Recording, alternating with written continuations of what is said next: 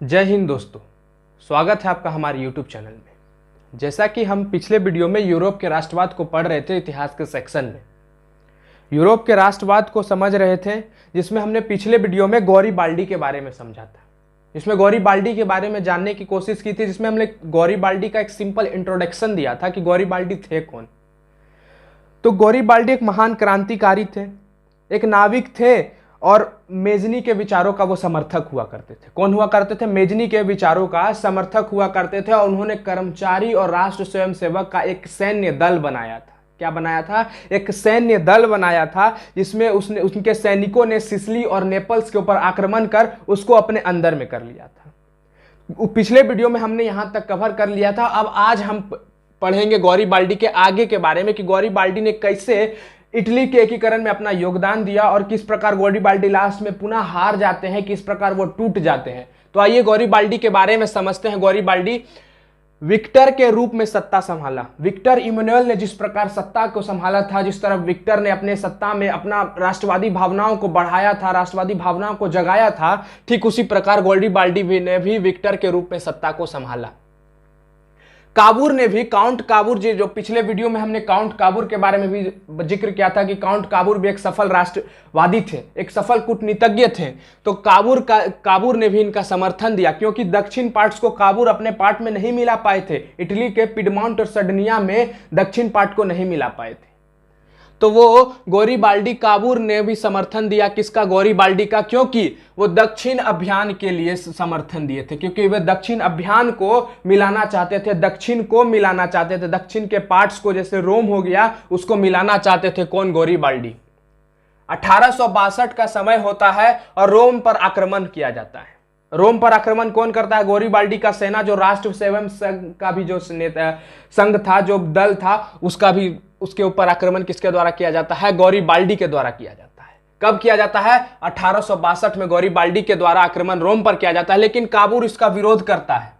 काबूर बोलता है कि रोम पर क्यों आक्रमण किया? रोम तो हमारा कैपिटल, हम उसको बनाना चाहते हैं, रोम पहले से हमारा संरक्षण में था। तो बोलता है कि तुम रोम पर आक्रमण क्यों किया? लेकिन काबूर उसका विरोध कर दिया। कौन विरोध किया? काबूर विरोध किया और रोम की रक्षा के लिए पिडमाउंट का सेना को बुला लिया यहां। अब काबूर क्या किया? काबूर इसका पहले तारीफ कर रहा था कि बहुत बढ़िया तुम काम कर रहा है, दक्षिण अभियान तुम जो देख रहा है वो बहुत बढ़िया अभियान है। लेकिन काबूर 1862 में इसका विरोध कर देता है, क्योंकि ये रोम पर आक्रमण करता है। और काबूर इसका विरोध करके पिडमाउंट में जो सेना था, उसका सेना को वापस कहां बुला लिया? रोम पर बुला लिया और उस पर बोला कि ठीक है, रुको, हम बुला लेते हैं अपने सेना को। तो गौरीबाल्डी से अंदर से टूट जाता है। जहां हम दक्षिण इटली को मिलाने का बात कर रहे हैं, जहां रोम को हम पिडमॉन्ट और सर्डिनिया में मिलाने का बात कर रहे हैं, वहां तुम मेरा विरोध कर रहा है। कौन विरोध कर रहा था? तो काबूर उसका विरोध कर रहा था। तो दक्षिण इटली का जितना भी जीता हुआ क्षेत्र था, वो बिना संधि का वो विक्टर को दे देता। विक्टर कौन? सम्राट था। विक्टर कौन था? सम्राट था, जिसको प्रधानमंत्री काबूर को प्रधानमंत्री विक्टर ही बनाया था। उसके बाद गौरीबाल्डी को भी प्रधानमंत्री तो नहीं बनाया था। गौरीबाल्डी खुद एक अंदर दक्षिण पार्ट्स का आदमी था, जो अपना खुद एक संघ बना के आया था लड़ने के लिए, जो चाहता था कि दक्षिण का पार्ट भी इटली में एकीकरण हो जाए। तो दक्षिण इटली का जीता हुआ जितना भी क्षेत्र था, बिना संधि का विक्टर को दे दिया, क्योंकि वो अंदर से टूट चुका था। गौरीबाल्डी को दक्षिण क्षेत्र में शासक बनने का प्रस्ताव रखा गया। गौरीबाल्डी को दक्षिण क्षेत्र में, दक्षिण पार्ट में वहां का शासक बनाने का स्वीकार, लेकिन अस्वीकार किसके द्वारा कर दिया गया? काबूर के द्वारा उसको अस्वीकार कर दिया गया। बोला कि नहीं, तुमको नहीं करने देंगे, तुमको शासक बनने नहीं देंगे, क्योंकि तुम रोम के ऊपर क्यों आक्रमण किया? बस एक गलती के कारण उसने अस्वीकार कर दिया, उसका प्रस्ताव को खारिज कर दिया। राष्ट्रवादी नीति को अब क्या किया? गौरीबाल्डी पूरी तरीका से अंदर से टूट गया। वो चाहता था कि पूरा राष्ट्र का एकीकरण हो, पूरा इटली का एकीकरण हो। वो चाहता था कि दक्षिण पार्ट भी इटली का, जिसने अपनी एक एक दिन, एक एक रात राष्ट्रवादी भावना के लिए जगाया, और उसे अंदर से जब तोड़ दिया गया काबूर के द्वारा, तो उसके अंदर मन में गजब गजब का फीलिंग आने लगा। उसने राष्ट्रवादी नीति को छोड़ दिया और वो लास्ट में किसान बन गया। क्या बन गया? किसान बन गया। क्योंकि जो आदमी दिन रात अपने राष्ट्र के बारे में सोचे, दिन रात अपनी भावनाओं को जागृत करते रहे, लोगों को जगाते रहे, और उसी के साथ अगर गद्दारी कर दी जाए तो उसके मन में कैसा फीलिंग आएगा वो आप जान रहे होंगे। तो राष्ट्रवादी नीति को वो छोड़ दिया और एक किसान के रूप में बन गया।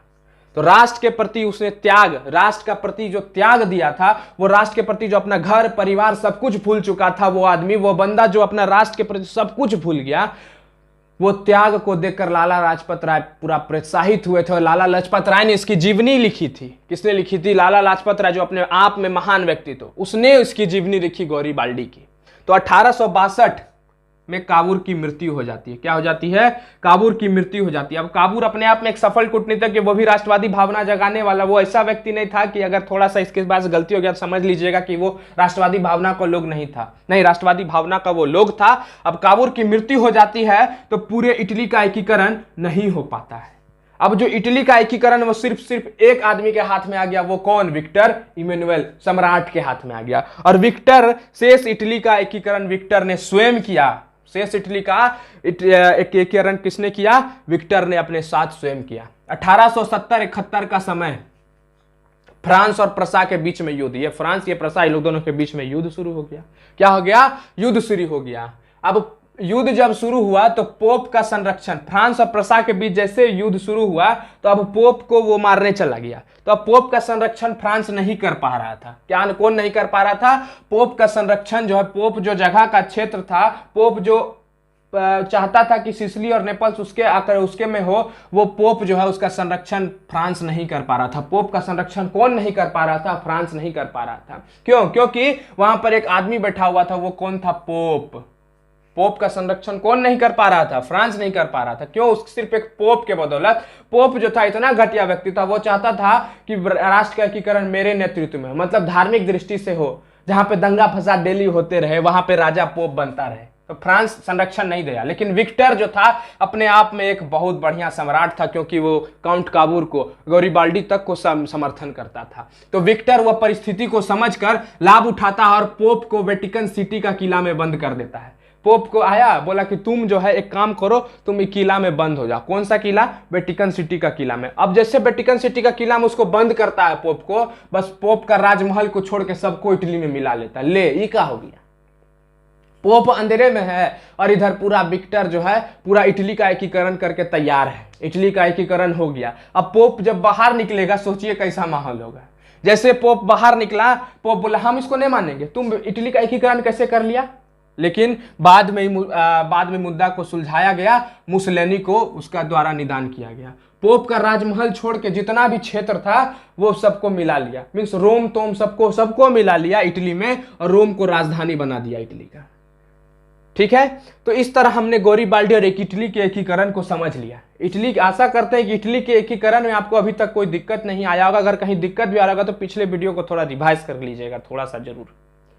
तो अब जिस तरह इटली में एकीकरण की भावना पनप रही थी, ठीक उसी प्रकार जर्मन लोग भी इसी अत्याचार से, इसी शोषण से जूझ रहे थे।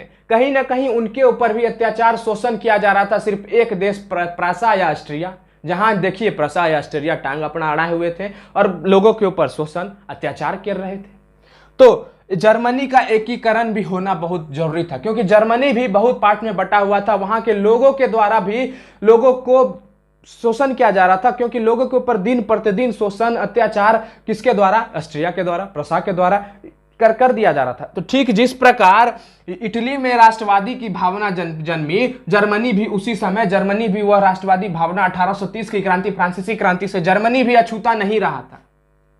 जर्मनी जो है मध्यकाल कहने का मतलब 800 ईसा पूर्व से ही सलमा के नेतृत्व में था। सलमा के नेतृत्व, जर्मनी बटा हुआ नहीं था, सिर्फ एक व्यक्ति सलमा एक संगठन का नाम था, उसी संगठन से जर्मनी पूरा चलता था। लेकिन बाद में 300 छोटा बड़ा राज्य में बदल गया, जिसमें अब मान लीजिए 300 छोटा बड़ा राज्य में जब चेंज हो जाएगा कौन? जर्मनी, जहां पर मान लीजिए 10 लोग आप बैठे हुए हैं, तो वहां पे आपका विचार, आपका राजनीतिक विचार, आपका आर्थिक विचार, तीनों सब में अलग अलग होगा। मान लीजिए ये व्यक्ति 2 व्यक्ति है, तो ये दोनों व्यक्ति में राजनीतिक इसका कुछ विचार अलग होगा। ये हो सकता है पैसा वाला, हो सकता है गरीब हो सकता है कोई पार्टी को सपोर्ट करता हो सकता है कोई पार्टी को सपोर्ट करता हो। तो ठीक सामाजिक, राजनीतिक और धार्मिक विस्तार तीनों सौ छोटे बड़े राज्य में अलग अलग थी। जर्मनी विखंडित हो गया, जहां पर उत्तर पार्ट में जर्मन राज्य में प्रोस्टेट मावलंबी की संख्या ज्यादा थी। प्रोस्टेट मावलंबी कहने का मतलब क्या हुआ कि वहां के लोगों का, प्रोस्टेट जाति का संख्या ज्यादा थी, जहां पर प्रसा जो था सबसे शक्तिशाली राज्य हुआ करता था। कौन सा राज्य? सबसे ज्यादा राज्य प्रसा। प्रसा जो है वहां का सबसे शक्तिशाली राज्य था। कहां का? जहां पर प्रोस्टेट आदमी, प्रोस्टेट संघ के, प्रोस्टेट जाति के लोग सबसे ज्यादा थे, वहीं पर प्रसा जो था सबसे शक्तिशाली राज्य था। दक्षिण पार्ट में कैथोलिक जाति का लोग ज्यादा रहता था, और वही कैथोलिक जाति में एक प्रतिनिधि सभा हुआ करता था। प्रतिनिधि सभा कहने का मतलब यह हुआ जहां पर लोग बैठ विचार कर अपना नेता को चुने, जहां पर लोग के द्वारा नेता को जो चुना गया है और वो नेता जो एक जगह जमा होकर डिस्कस करे किसी भी मैटर को, उसको प्रतिनिधि सभा कहते हैं, और उसी प्रतिनिधि सभा को डाइट कहते थे। लेकिन डाइट तो थी, नेता तो थे, लेकिन राष्ट्रवाद की भावना किसी भी नेता में नहीं थी। अभी तक राष्ट्रवाद की भावना नहीं जन्मी थी। अगर देखा जाए कि जर्मनी में जर्मनी में राष्ट्रवाद की भावना जगाने के लिए भी सबसे बड़ा योगदान नेपोलियन का ही था। किसका था? नेपोलियन बोनापार्ट का ही था।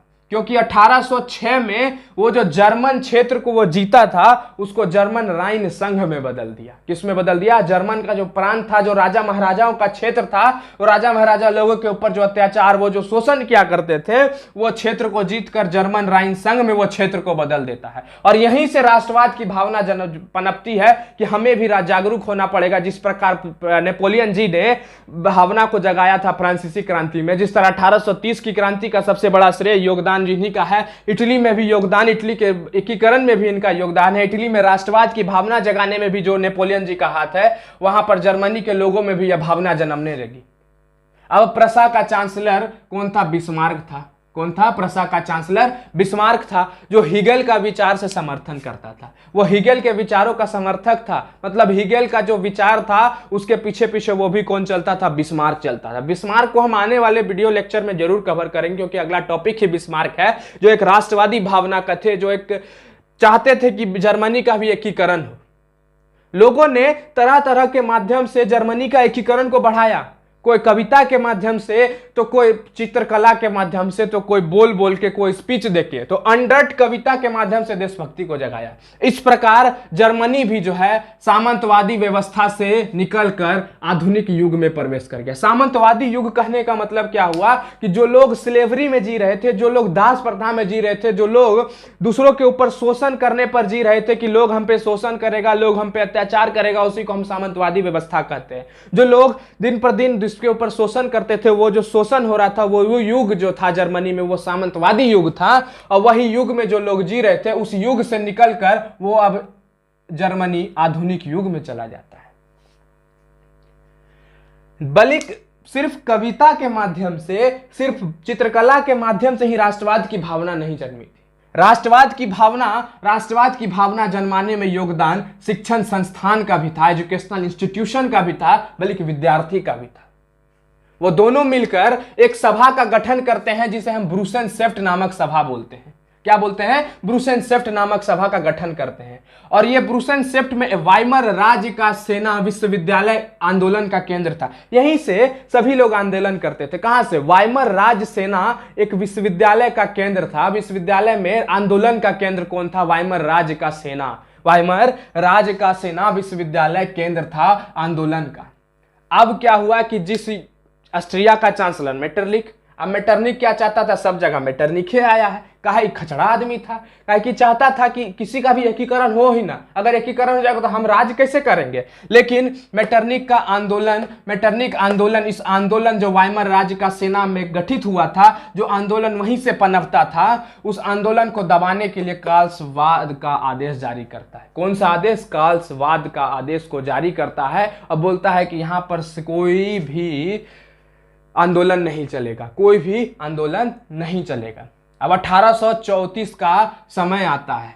1834 का समय। अब सिर्फ राष्ट्रवादी भावना जगाने से किसी भी देश में, राष्ट्रवाद की भावना जगाने से किसी भी देश में यह नहीं होता है कि सब लोग एकजुट हो जाएंगे। नहीं, वहां की आर्थिक स्थिति को भी सुधारना होगा। जिस तरह जर्मनी की आर्थिक स्थिति पूरी लूल थी, अब वहां पर आर्थिक स्थिति को बढ़ाने के लिए जर्मन जो व्यापारी थे वो भी आगे आए। वो भी राष्ट्रवाद की भावना में अपना योगदान दिए और जालवेरी नामक आर्थिक संघ बनाया। जालवेरी नामक आर्थिक संघ इसलिए बनाया क्योंकि वो पुराने आदत को कुचल कर, जो पुराना आदत था, जो हम राष्ट्रवादियों से, हम जो कट्टरवादियों से, प्रतिक्रियावादी लोगों से शोषण होते जाएंगे, बस यही बात था। उस आदत को कुचल कर राष्ट्रवादी प्रवृत्ति को बढ़ावा दिया कि यहां तुम लोग जितना भी व्यापारी है राष्ट्रवादी प्रवृत्ति को बढ़ावा दो। जलवरीन नामक संस्था का गठन करता है। मार्च 1848 का समय आता है जब पुराने संसद की सभा को फ्रैंकफर्ट में बुलाया। कौन सा संसद बनाया गया था? डाइट। और उसी डाइट का जितना भी प्रतिनिधि लोग था उसको कहां बुलाता है? फ्रैंकफर्ट में बुलाता है। फ्रैंकफर्ट एक जगह का नाम था, उसी फ्रैंकफर्ट में बुलाता है। कब बुलाता है? मार्च 1848 में। काहे बुलाने का मकसद क्या था भैया? बुलाने का मकसद यह था कि हम लोग सब मीटिंग करेंगे, हम लोग सब मीटिंग करके अपना सम्राट को चुनेंगे, क्योंकि यहां पर लोग तो राष्ट्रवादी होते जा रहे हैं। अरे ये क्या हो रहा है? तो उसी फ्रैंकफर्ट में बुलाया। अब प्रसा का शासक को, फ्रेडरिक विलियम को जर्मन राष्ट्र का नेतृत्व दे दिया। और जर्मन राष्ट्र, फ्रेडरिक विलियम इतना खत्म लोग, वो राष्ट्रवादी भावना का एकदम घोर विरोधी था, घोर विरोधी था, क्योंकि वो प्रसा का शासक था और वो वो ऑस्ट्रिया, प्रसा जो था ऑस्ट्रिया के अंदर दबा हुआ था। अब प्रसा का शासक ऑस्ट्रिया से चल रहा था, ऑस्ट्रिया से चल रहा था। अब प्रसा का शासक अगर ऑस्ट्रिया के खिलाफ कोई कानून आएगा तो वहां तोप लेके बैठल कौन है? ऑस्ट्रिया का शासक। भड़ाम से उड़ा देगा। किसको? फ्रेडरिक विलियम को। तो फ्रेडरिक विलियम, जर्मन राष्ट्रवाद का नेतृत्व उसको सौंप दिया गया। फ्रैंकफर्ट में बुलाकर, जो पुराने संसद तो था डाइट को बुलाकर फ्रैंकफर्ट में बुलाया और प्रसा का शासक फ्रेडरिक विलियम को नियुक्त करके जर्मन राष्ट्रवाद को बोल दिया तुम देखेगा। लोकतांत्रिक वैधानिक राजस्व का सिद्धांत को अपनाया गया था। किसमें? फ्रैंकफर्ट में। इसमें भी कुछ अच्छा काम किया गया था, लेकिन क्या काम किया गया था कि लोकतांत्रिक और वैधानिक, लोकतांत्रिक बस लोगों के लिए, लोगों के द्वारा जो सब मिलकर जो कानून बनाया लोग के लिए, वो राजस्व, पैसा का जो सिद्धांत था, लोग जो पैसा लेकर आएंगे या लोग को जो पैसा जाएगा उसका सिद्धांत को कैसे अपनाएगा, लोग के ऊपर पैसा कैसे जाएगा, लोग कैसे धनी बनेगा, उसका भी सिद्धांत को अपनाया गया था। लेकिन इस सिद्धांत को विलियम मानने के लिए इनकार, क्योंकि ऊपर इसका ऑर्डर दे रहा है ना, खचड़ा व्यक्ति है ना विलियम। ये नहीं चाह रहा था कि राष्ट्रवादी भावना जगे, जबकि जर्मनी का ही कौन था? प्रसा। जर्मनी का ही एक जगह का नाम था प्रसा, और वहीं का आदमी विलियम जो था जर्मनी का एकीकरण नहीं चाहता था, क्योंकि वो ऑस्ट्रिया से डरता था, वो ऑस्ट्रिया संघर्ष से डरता था, वो बचना चाहता था ऑस्ट्रिया संघर्ष से। वो नहीं चाहता था कि कोई तरह का लड़ाई हो, नहीं कोई तरह का युद्ध हो, क्योंकि हमको फंडिंग कहां से होगा, मेरा राज्य किससे चलेगा। तो इस तरह मार्ग अवरुद्ध हो गया। क्या हुआ? मार्ग अवरुद्ध हो गया और ऑस्ट्रिया और प्रसा दोनों मिलकर इसको दबा दिया गया, जर्मनी का एकीकरण को दबा दिया गया। और इसको भी पूरा जो प्रसा का फ्रैंकफर्ट में जो बुलाया गया था, जितना भी डिस्कशन हुआ उस सबको दबा दिया। क्या कर दिया गया? जितना भी डिस्कशन हुआ उस सब को दबा दिया गया और बोला कि नहीं, नहीं होगा। मार्ग क्या हो गया? अब रुक गया। तो अब क्या होगा? अब क्या होगा? मार्ग अवरुद्ध हो गया। क्या जर्मनी का एकीकरण नहीं होगा? अरे बबुआ, जर्मनी का एकीकरण होगा। जहां जहां अत्याचार हुआ है, जहां जहां शोषण हुआ है, वहां पे एक भावना जन्मी है, राष्ट्रवाद की भावना। राष्ट्रवाद कौन हीरो है, आंदोलन कौन है, हीरो है। तो यह अत्याचार है, जर्मनी का एकीकरण जो है अत्याचार है। और आने वाले वीडियो में हम उस हीरो के बारे में पढ़ेंगे, उस बिस्मार्क के बारे में पढ़ेंगे, जिसने जर्मनी के एकीकरण में अपना महत्वपूर्ण योगदान, जो भूल गया था कि मेरा घर परिवार भी है कोई, वो बिस्मार्क था। वो बिस्मार्क किस तरह जर्मनी के एकीकरण में अपना योगदान देता है, आने वाले वीडियो में हम बिस्मार्क के बारे में पढ़ेंगे। तो आज के लिए इतना ही रखते हैं। आशा करते हैं कि आपको पूरा वीडियो ये समझ में आया होगा। तो धन्यवाद। जय हिंद।